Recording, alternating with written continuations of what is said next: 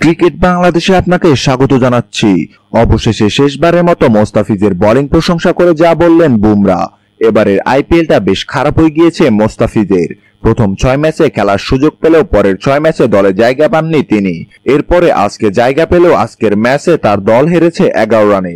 বল হাতে 4 ওভার বল করে 34 রান দিয়ে উইকেট শূন্য থেকে গেছেন মোস্তাফিজ। তবে তার বোলিং প্রশংসা করলেন বুমরা। বুমরা বলেন, সে দারুণ একজন বোলার। আমার সাথে কিছু পার্থক্য আছে বোলিং স্টাইলে। তার কাটার তো দুর্দান্ত। বোলার হিসাবে সে খুবই একজন বুদ্ধিমান বোলার।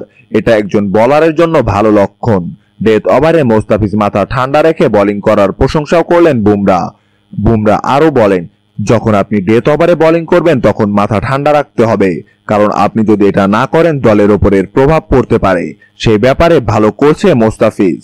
এদিকে বোলিং নিয়ে দুজনের মধ্যে বেশ আলাপ আলোচনা হয়েছে বলে জানিয়ে ভারতের এই পেসার। বুমরা আরো বলেন, মোস্তাফিজ একজন ভালো মানুষও বটে। আমি তাকে মিস করব। তার সাথে খেলতে পেরে সত্যিই খুব ভালো লাগছে। তার কাছ থেকে অনেক টিপস পেয়েছি। তার সাথে বোলিং নিয়ে আলোচনাও হয়েছে। এই ব্যাপারগুলো আমার মাথায় থাকবে। পরের বার তার সাথে খেলার জন্য আমি মুখিয়ে আছি। ভালো থেকো বন্ধু। ক্রিকেটের আরো খবর পেতে আমাদের চ্যানেলটি সাবস্ক্রাইব করে আমাদের সাথেই থাকুন। ধন্যবাদ।